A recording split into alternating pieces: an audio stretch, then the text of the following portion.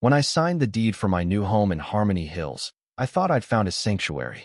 The name alone, Harmony Hills, conjured images of quiet evenings, friendly neighbors, and a life free from the city's relentless grind. At 35, I was a freelance coder, tired of apartment living and craving a patch of earth to call my own. My dream was modest: a small house, a backyard for my dog, Rufus, and a corner for my vintage pinball machine, a clunky relic I'd restored over years. The real estate agent had raved about the neighborhood's charm: tidy bungalows painted in soft grays, manicured lawns, and a community vibe that felt like stepping into a postcard. But names like Harmony or Serenity are lies wrapped in pastel promises. They're not heaven's theory traps. And Harmony Hills was hiding a secret darker than I could have imagined, orchestrated by an HOA president named Evelyn Price, whose obsession with control turned our quiet suburb into a battlefield. The trouble started on move-in day. As I unpacked boxes, a sleek black SUV rolled up, and out stepped Evelyn, a woman in her early 60s with a silver bob and eyes that could freeze a wildfire. She wore a tailored blazer and held a tablet, her fingers tapping with the precision of a general plotting an invasion. "Mr. Larson," she said, not asking. "I'm Evelyn, president of the Harmony Hills HOA. Welcome." Her smile was all teeth, no warmth. She handed me a glossy binder labeled Harmony Hills Community Covenant, a 50-page manifesto of rules that made tax law look like a bedtime story. Before I could respond, she pointed at Rufus, who was sniffing the grass. Per bylaw 14C, dogs must be leashed on front lawns at all times to maintain order. I blinked, leash already in hand. "He's leashed," I said.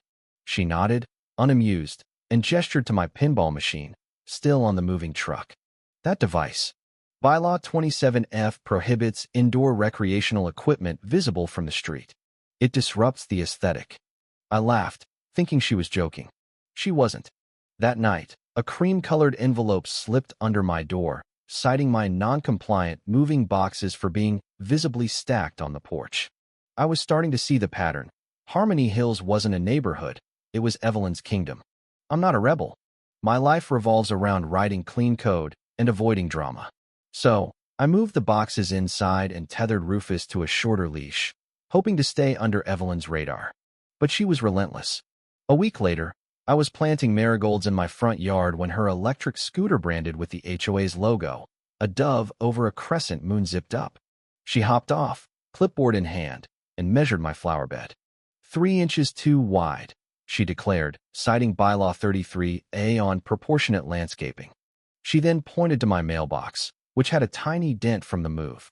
"Unacceptable. Replace it with an HOA-approved model by Friday." I nodded, stunned, as she handed me a flyer for their preferred vendor, a company that charged $200 for a mailbox identical to my $30 one.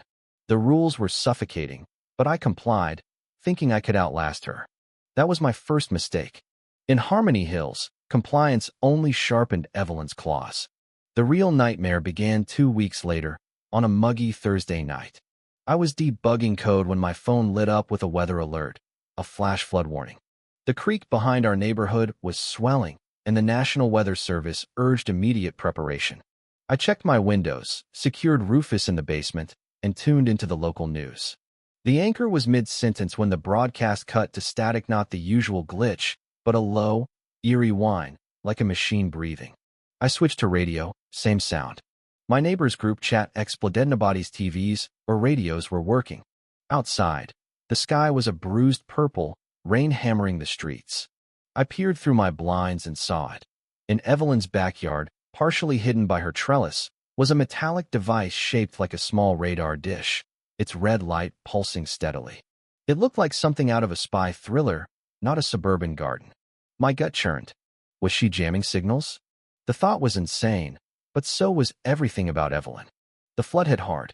Water surged through backyards, turning lawns into swamps. My neighbor's shed floated into the street. Rufus whimpered as water seeped into my basement, ruining my pinball machine's wiring. Across the street, a carport collapsed, pinning a neighbor's SUV. The chaos lasted an hour, but the damage was done. My machine was toast, my basement a mess, and the neighborhood was in shambles. The group chat buzzed with confusion. No one had heard the emergency alerts. I kept my suspicion about Evelyn's device quiet, but the evidence was mounting. Who else would sabotage a flood warning to keep her precious Harmony intact? 3 days later, a government van pulled into Harmony Hills, followed by a police cruiser. 2 agents in jackets marked FCC stepped out, one carrying a handheld scanner that beeped as they neared Evelyn's house. I watched from my porch, sipping coffee, as they confronted her. Ms.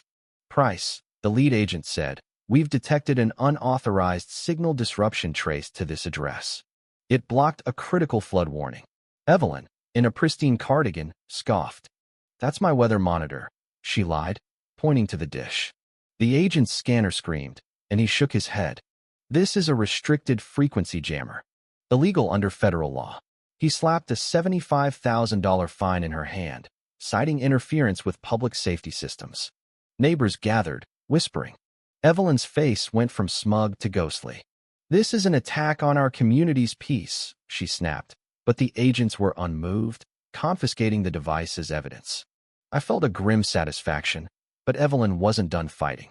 She called an emergency HOA meeting in the community center, a sterile box decorated with posters about cohesion and standards. The room was packed, tension thick as fog. Evelyn stood at a podium, her voice trembling with foam martyrdom. "We're under siege by federal overreach," she declared, framing her fine as an assault on our way of life.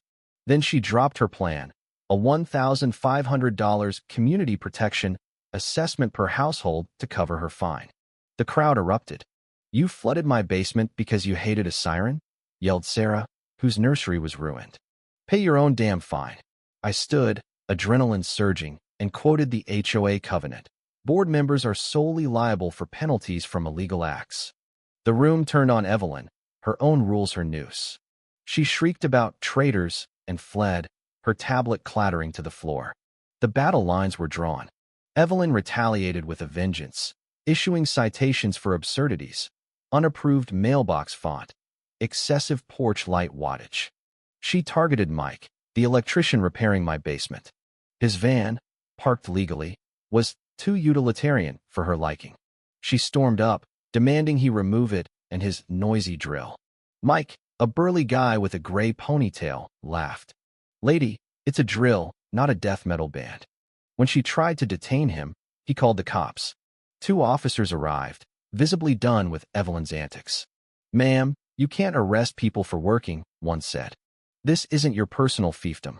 Defeated, Evelyn sped off on her scooter, but her desperation was peaking. Her final gambit was a neighborhood safety protocol to replace the intrusive federal alerts. It involved a chart based on a raccoon she called Bandit, homemade signal flags, and terrifyingly a surplus air raid siren she'd bought online. On a clear Sunday, she raised a red flag with a hand-drawn lightning bolt, claiming Bandit's frantic digging predicted a storm. Then she unleashed the siren. The sound was a banshee's wail, shattering windows, spooking pets, and causing a delivery truck to swerve into a ditch. Sparks from the siren's ancient wiring ignited a pile of leaves, starting a small fire in the park. Firefighters arrived as Evelyn stood amid the chaos, siren in one hand, charred flag in the other, her vision of harmony in flames. The final HOA meeting was a reckoning. Sarah took the podium, calmly relieving Evelyn of her duties. Neighbors listed their losses: flooded homes, ruined property, shattered nerves. I spoke last, voice steady. "Evelyn, you turned our neighborhood into a dystopia. You fought the weather, the government, and a raccoon. We're done being your pawns." The vote to oust her was unanimous. An FCC rep, weary but firm, agreed to waive the fine if we adopted a real emergency plan. Evelyn's house hit the market the next week, the sign slightly askew. We slashed the covenant to a single page, with the motto, "Live and let live." Mike rewired my pinball machine, now battle-scarred but functional. Sarah gave me a new mat. "Wipe your feet, no drama." As we grilled in my yard, a new neighbor's off-key ukulele drifted over. The chaos hadn't died, it just found a new tune. I toasted to our flawed, free community, ready for whatever madness came next.